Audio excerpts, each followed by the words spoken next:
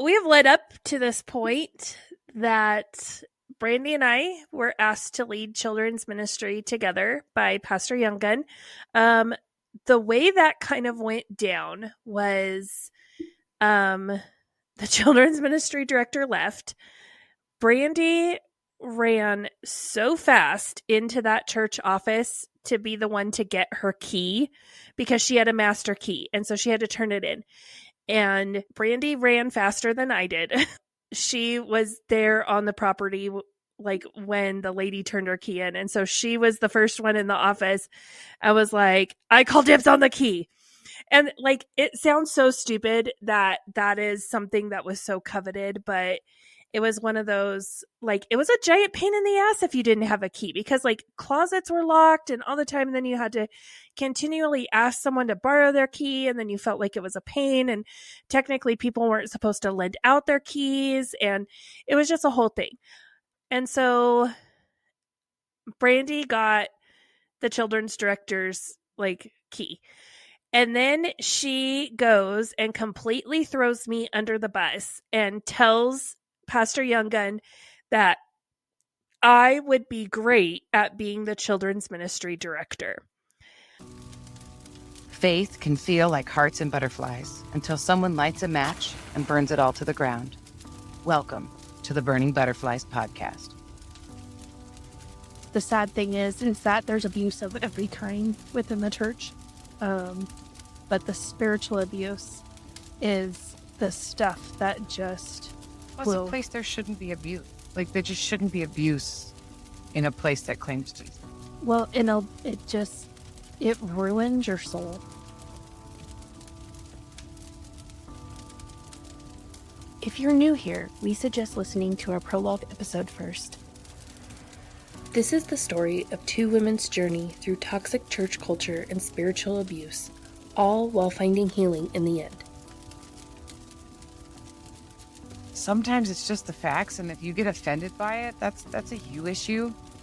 And if we can't be mature enough to have these conversations, even if some of the topics are difficult, then shame on us.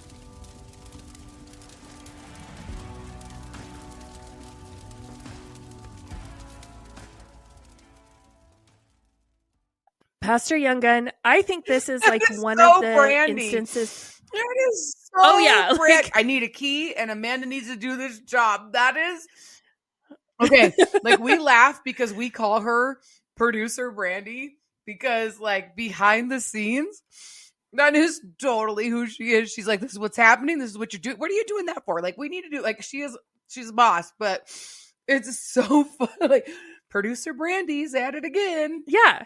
So this is one of the instances where like Pastor Younggun is young and there's a lot of things that he does that you're just like, oh, you're very, you're not as seasoned or, things like that.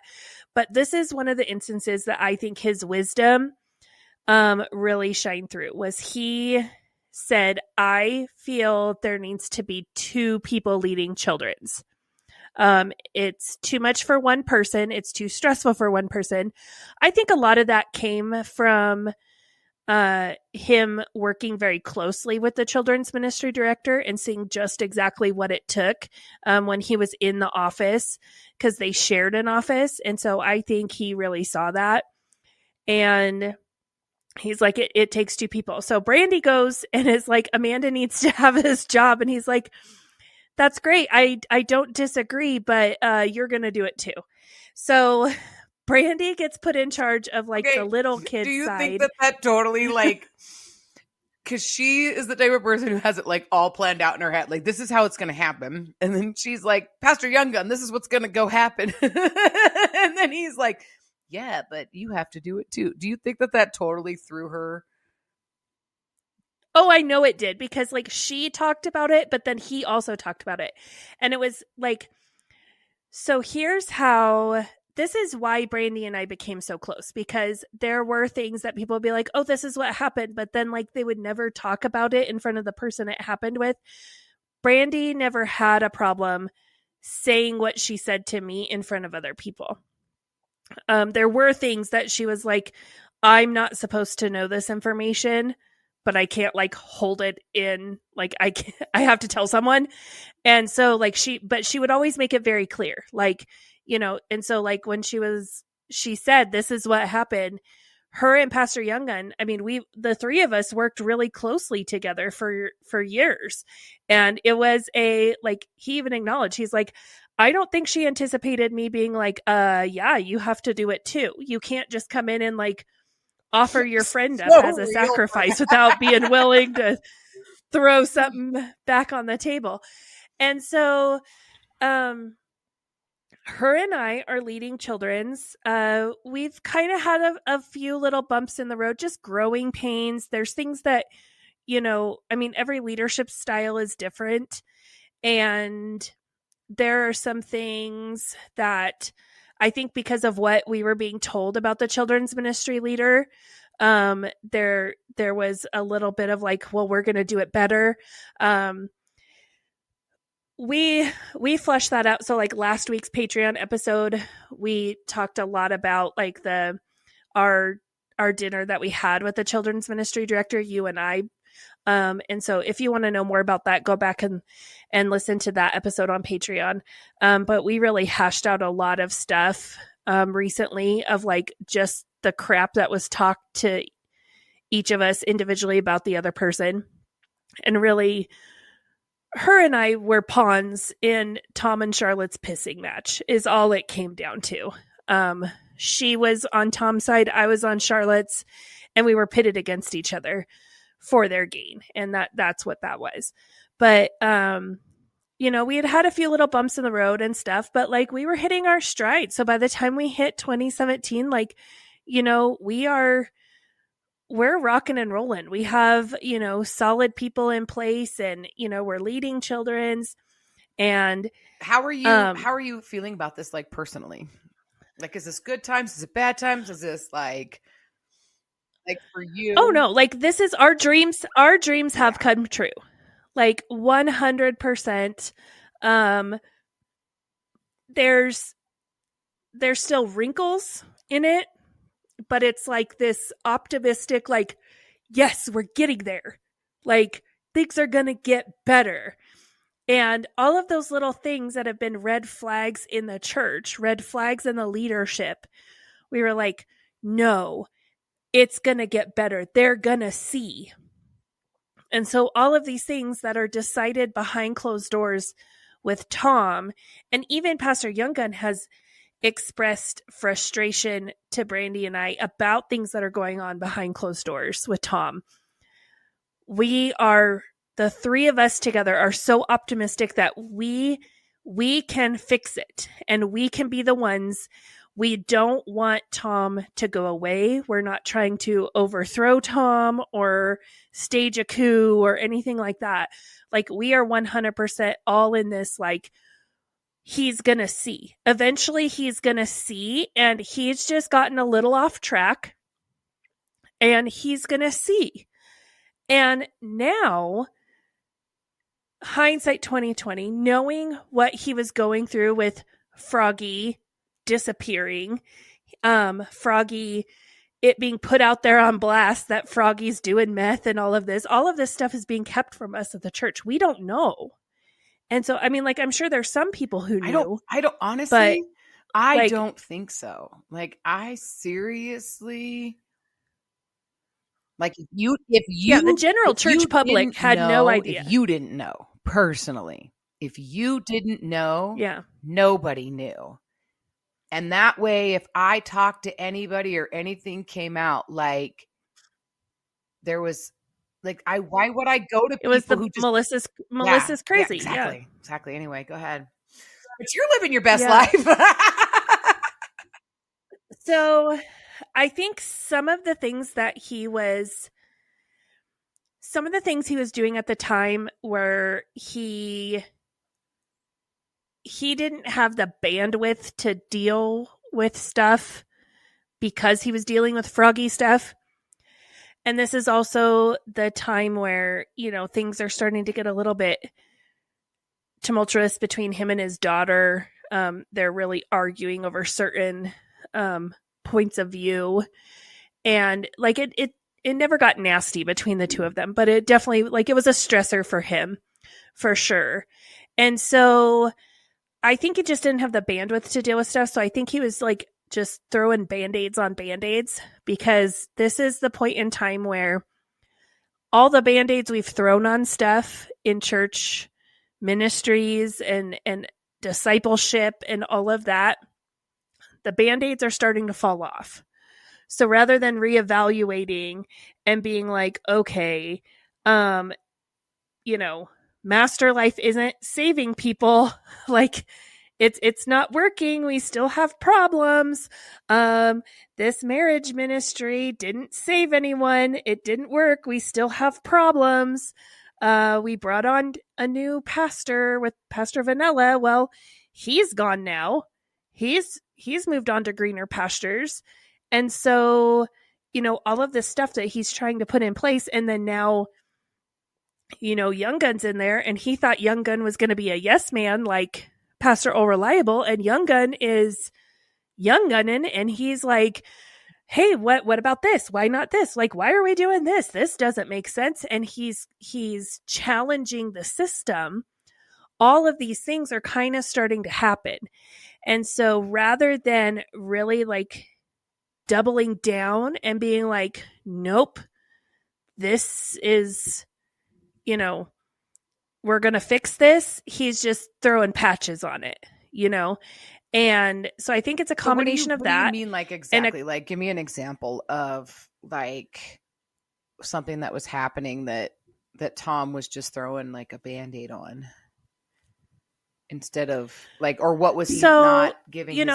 We've talked about the dissension between Mom's group and, stuff that has kind of gone down there, and the marriage stuff. And, so we have all of these things that are going on, and there's infighting.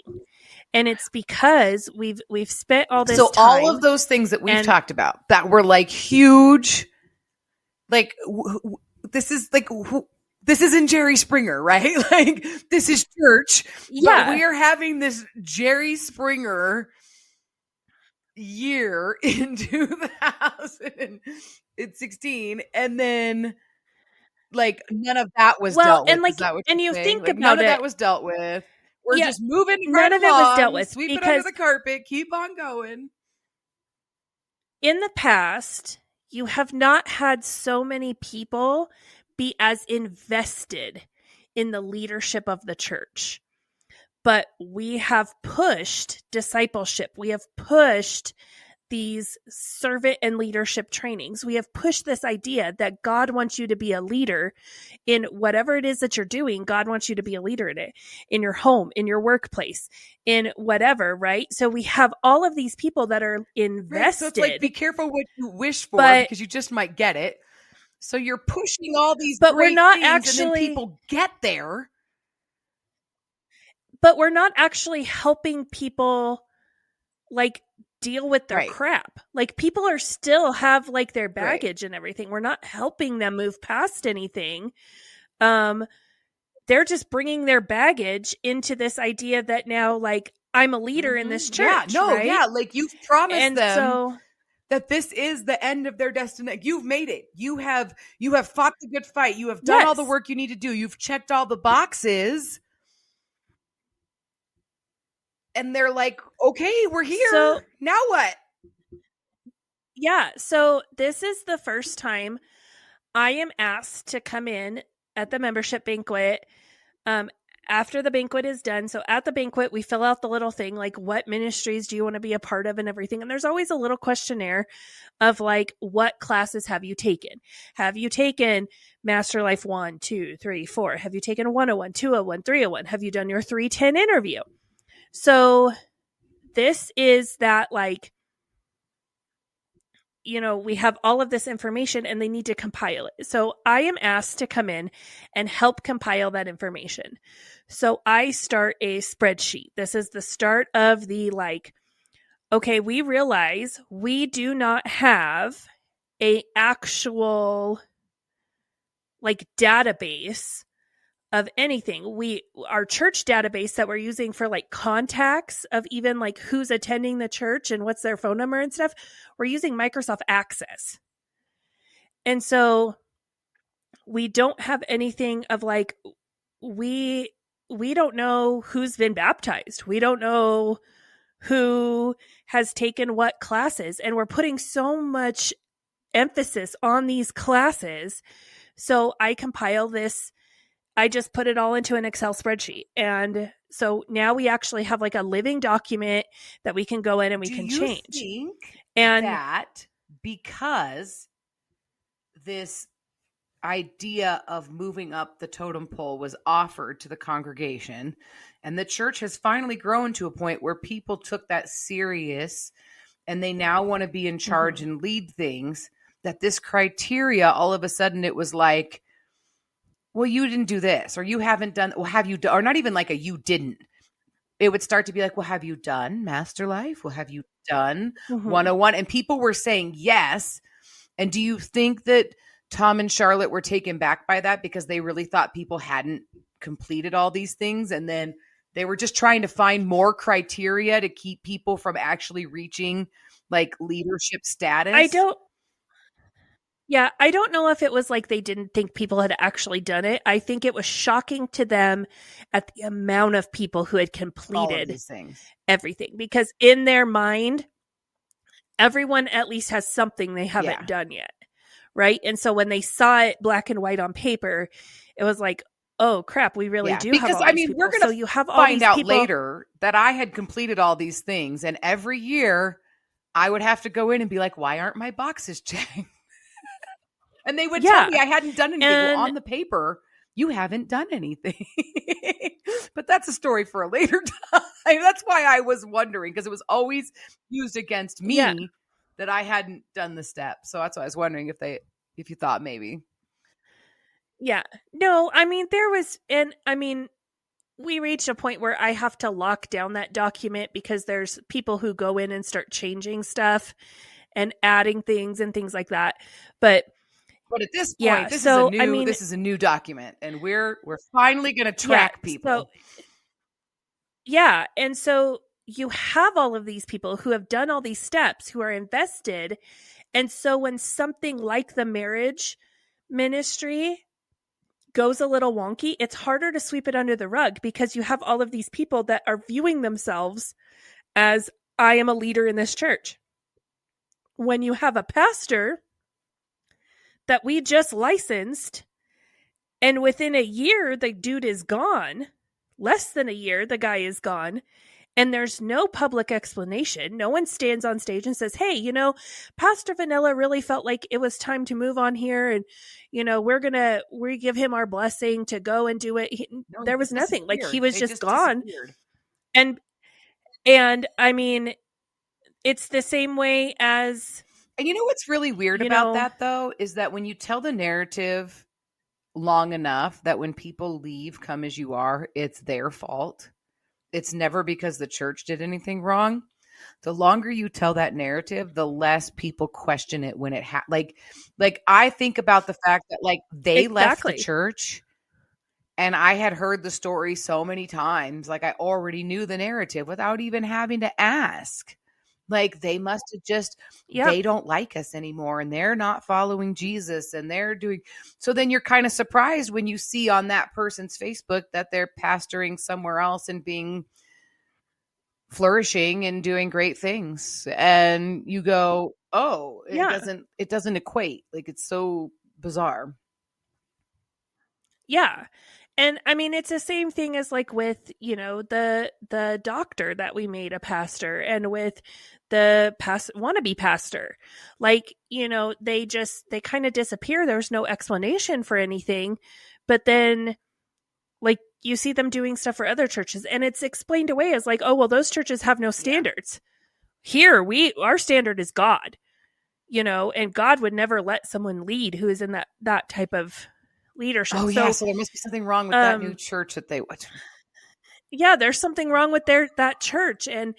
And so you have all of this, but I also want everyone to keep in mind that all of these people have done all of this stuff but we fast tracked people.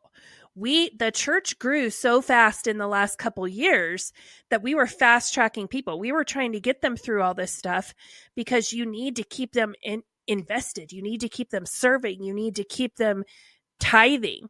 And so we fast tracked them through these programs.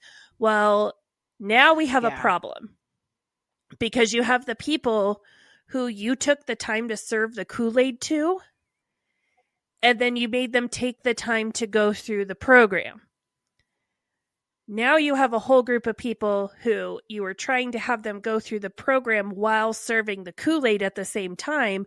So they aren't fully invested in the Kool-Aid yet.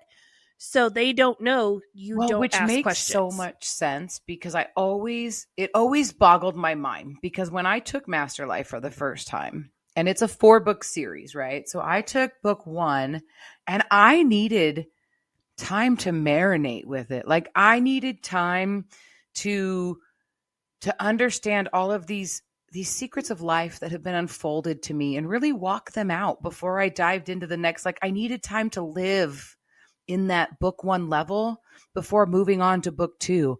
And I was a big proponent for separating them out, because it was before I got there, it was always offered, you do book 1, book 2, book 3, book 4, done. And I was like, we can't do that to people. Like you need time. And I was such a big proponent and I could never figure out why I got so much pushback on that. Like, I'm like, it makes so much sense. Like, why would you not do, like and I just realized that it's because of the fast tracking. Like you need people to accomplish book 4. Like you got to get them through as fast as you can, spin them for a loop. They don't really understand. They haven't had a chance because if they took the time to process it, like they would realize what's behind the curtain, right? Exactly. Because I fast tracked the next 3 books just to check the boxes. But the first one was really the one that I marinated on. But the other ones, I just did them to did them and I didn't, crazy. It's all smoke and mirrors. It's all smoke and mirrors. And at this point also, Brandy and I have uncovered some stuff in the process of wanting to start a preschool. We uncovered stuff with how the building permits were working. Brandy had to call like the city manager and stuff like that to be able to like, hey, this is what we're wanting to do. So what kind of like, what is the town's standards that we have to meet in order to have this in our build? Like we understand the state standards, but like, what are your standards that we have to meet if we want to start a preschool and all of this stuff? And verbatim, the town, like the guy who is in like city planner or whatever it is in the town that is in charge of like giving us permits and all of that. And he's like, I told Tom way back when you built the building, whatever you want to do, if you ever want to do something, just call me and I'll write the permit. You don't need to go through the whole rigmarole. Just call me, tell me what you want to do. I'll write the permit for it. And it was like, oh, okay. Like that's a little like weird, but it was billed to us like we're as 1950 like small town, we know each other, but yeah, like, good old boys, you make a deal with a handshake. Which like the town that's was kind of really how run it was that way up until a little bit ago. So, okay. Yeah. And so we thought it was a little weird, but also like, we weren't going to push the envelope because that meant we could do whatever the hell we wanted. So am I really going to question it if that means I can do whatever I want? No. And it was chalked up to, he saw God working in this church and he saw God working through Tom and he trusted Tom and, but in reality, it's a good old boys club. The community loves this church. Like everybody. Oh yeah. Yeah. The community needs this church. It just feeds that whole, oh my goodness. Go ahead. Sorry. So, all of this is happening. You have people asking questions that don't know you're not supposed to ask questions. And so Tom's just trying to slap Band-Aids on it because he doesn't have the bandwidth to deal with it. And so he starts getting frustrated with some people. And this is where we start this idea that Pastor Younggun is the pastor for some people, and Tom is the pastor for How others. did that come about? For some reason, Old Reliable was never anyone's pastor. Interesting. But the people who were the biggest pain in Tom's ass, he pawned off as now you have to, Young Gun is your pastor. But the people that he knew were going to side with him, he knew we're not going to push the boundaries. I felt like, who were not going to ask feel questions. like when you say they were a pain in the ass for Tom, I feel like, to me, looking at the situation, I felt like there started to become a divide of, you have Tom and his way of doing things. I established the church. I am the sole leader of the church. And then you have this dynamic now that Young Gun has come up and he's presenting another way to do church.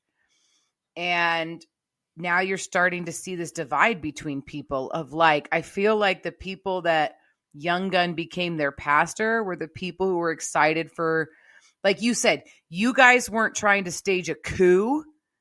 You were just like, we're just gonna move forward because we know this is what God is calling us to. This is how it should be done. And people got excited about it. And I think Tom's feelings got hurt. So he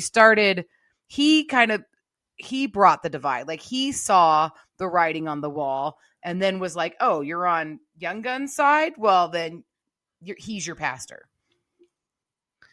Exactly. And it wasn't anything like even drastic. It's the fact that, like, hey, like, we've done this way for, 10 years. Maybe it's time we change it and up. People Maybe were going to we Tom don't have because to. He's been the sole, like, you have to understand. I think it's important to understand that if you wanted to do anything in the church, you needed one man's permission, and that was Tom. If you did not have Tom's permission, you didn't do it. And he would stand on stage and he would tell you that he was not the sole leader and God is in charge and you could do whatever God is calling you to. But at the end of the day, if he said no, the answer was no. And if he said yes, the answer was yes. And I think this is where people started adopting the language of, well, God told me, because they were trying to override Tom. Yeah. Well, and so for years, he's had Pastor Old Reliable. He's had Charlotte. And if he didn't want to deal with someone and he didn't want to be the one to tell them no, he would pawn them off on those, like, on Old Reliable or on Charlotte. And so it was, he doesn't want to hear about the women's Bible study that you want to do. He doesn't want to hear about why you think moms should get together and have, coffee in the gym once a week. He doesn't want to hear about that stuff because deep down, he doesn't care.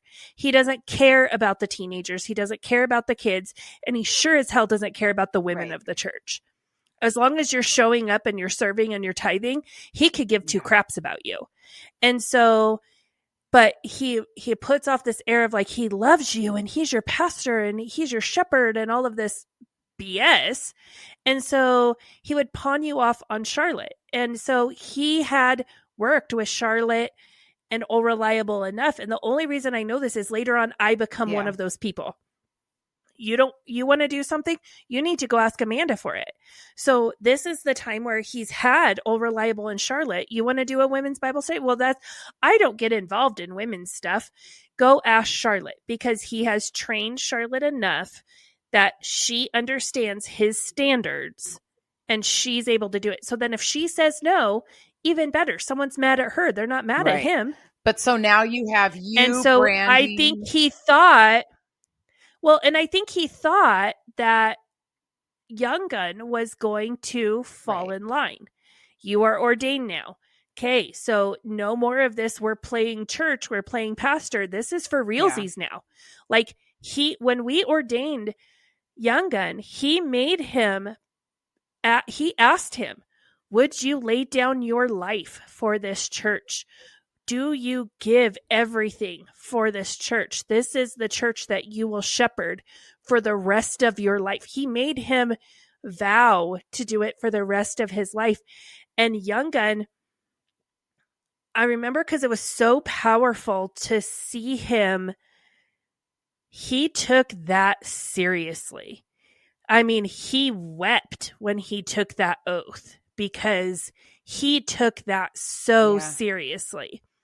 And I think Tom thought he was going to fall in line, but he didn't realize Young Gun was going to take it seriously.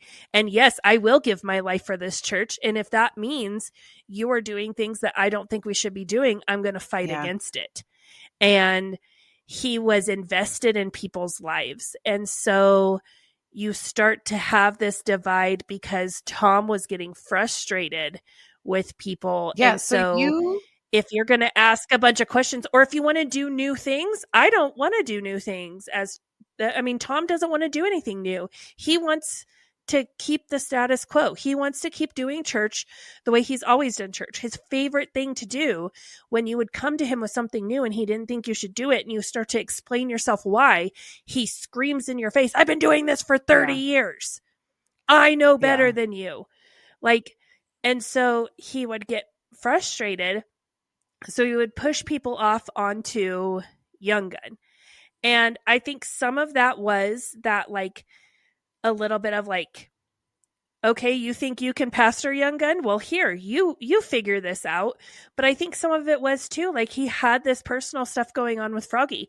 You can't tell me he was not terrified that what Froggy was doing in his free time was going to come to light. Yeah.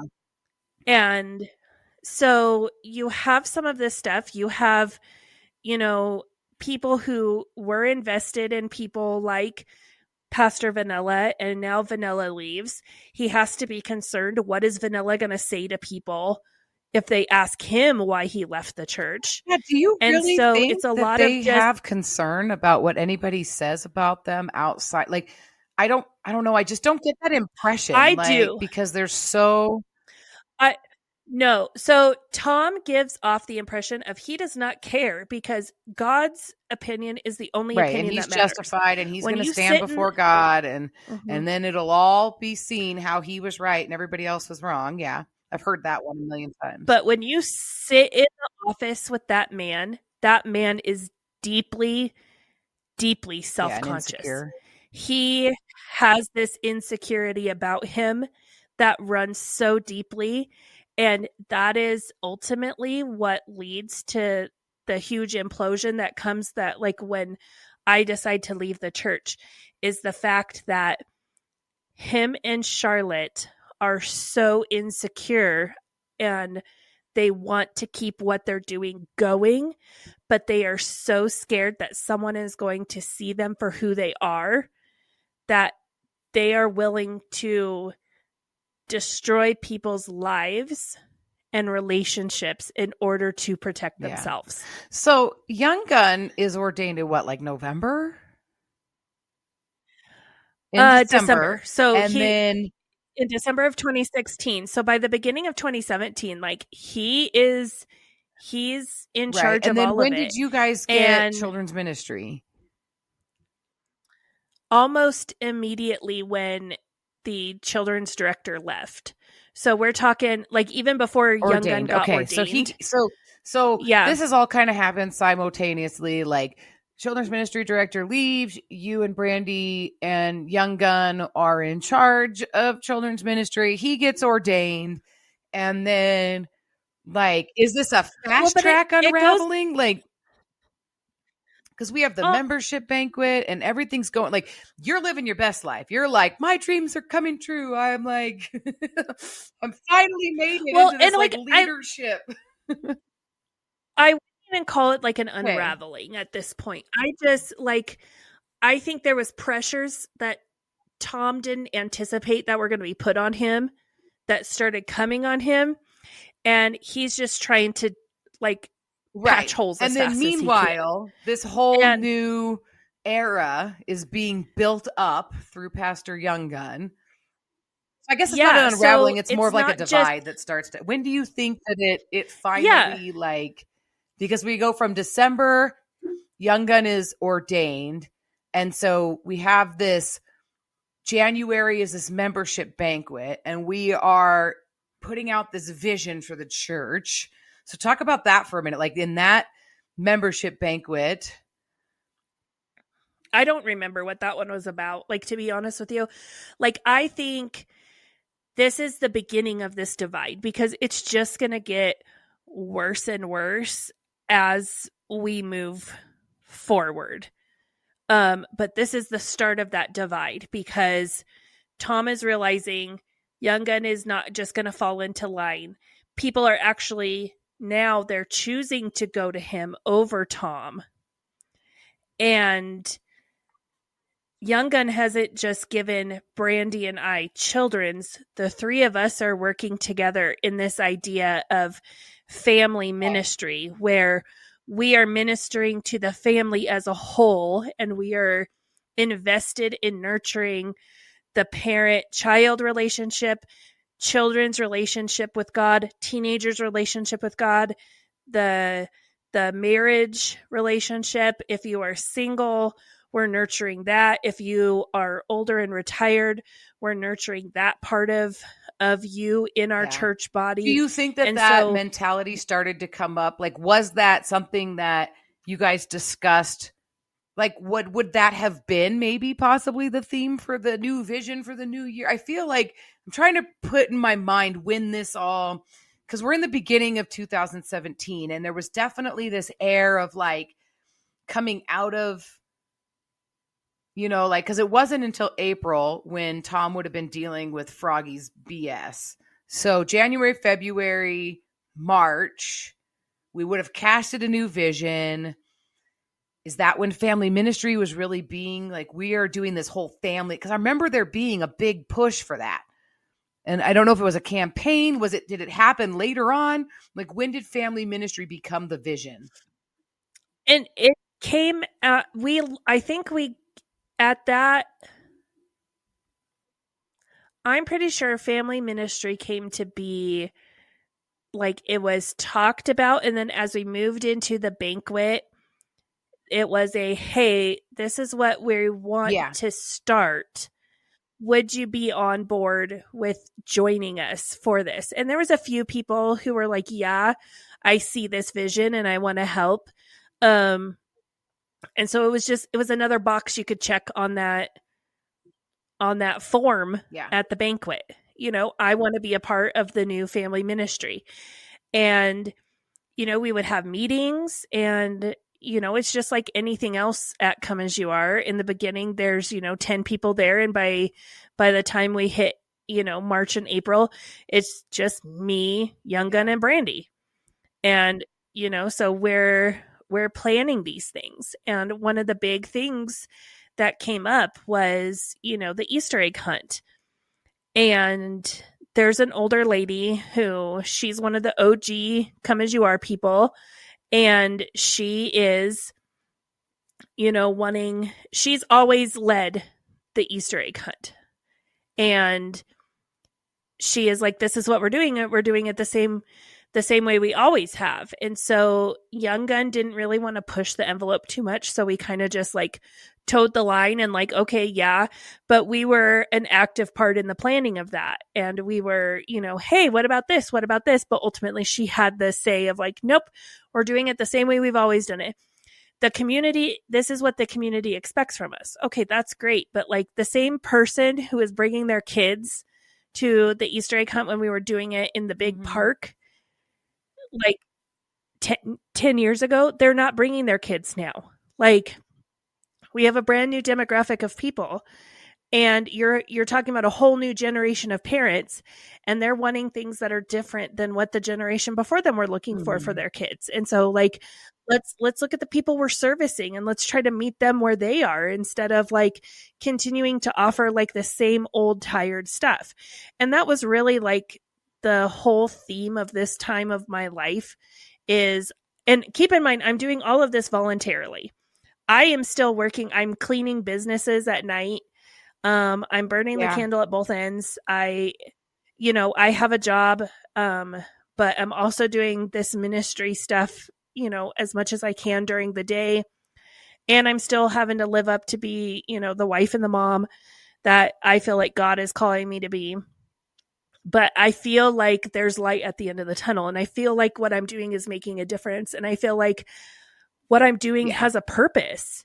And mind you, you're just coming out of like the deepest, darkest tunnel that you've been in your whole life. And now all of a sudden you have this like redemptive hope of like, Like, so when you say, Well, it was gonna be okay, and he was gonna see, mhm. and like, what people need to understand is that this is like so much more than just I the had church. hope. Like, this Yeah. was God's light of hope shining into your life, and you finally having your place and your purpose, and all of the struggles and all of the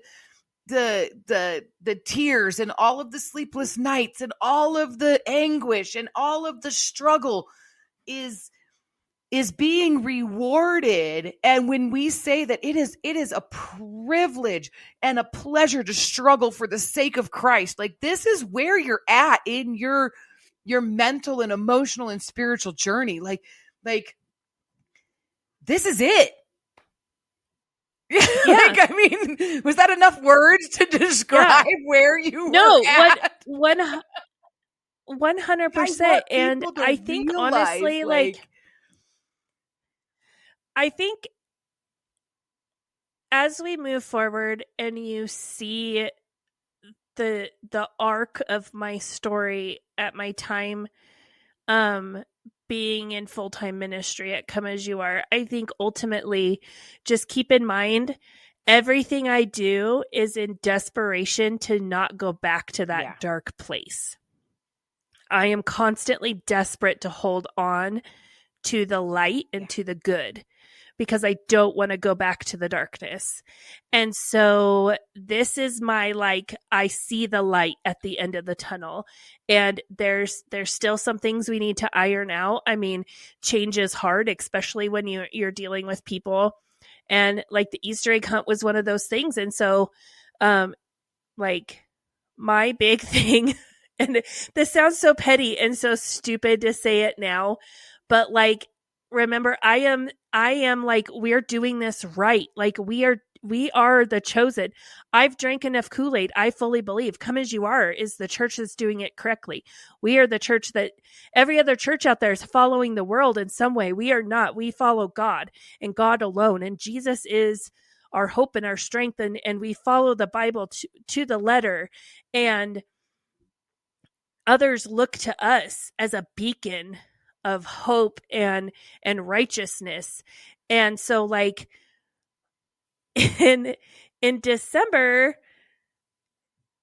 Justin wants to come dressed as Santa and share the story of Jesus's birth and share why Jesus is the reason for the season, and basically tell little kids why Santa doesn't matter and Jesus is all that you need.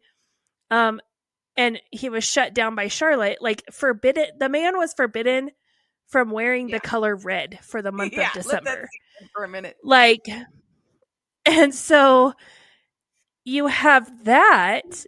And fast forward, we're at the Easter egg. And one of the things I brought up was like, well, we have the Easter bunny at the Easter egg hunt.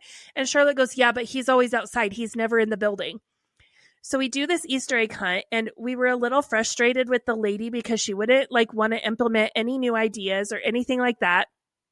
And I'm there, like, I mean, me, Brandy, Young Gun, we're all there, you know, as family ministry. I'm taking pictures, and, you know, we're doing all of this stuff, like, you know, welcoming people into the church and all of this kind of stuff and everything. But I take a picture of the Easter bunny standing in the sanctuary. And that was my, like, what the actual F?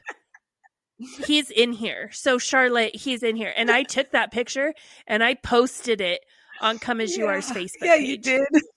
And you, like, to this day, you could still go there and find it, because that was my, like, oh, the Easter bunny is you're not full in the of church, crap. really? Like, not even in the gym, Yeah, in the sanctuary. Like, yeah, he's not in the lobby by the doors. Like, he's in the damn sanctuary handing out candy to little kids.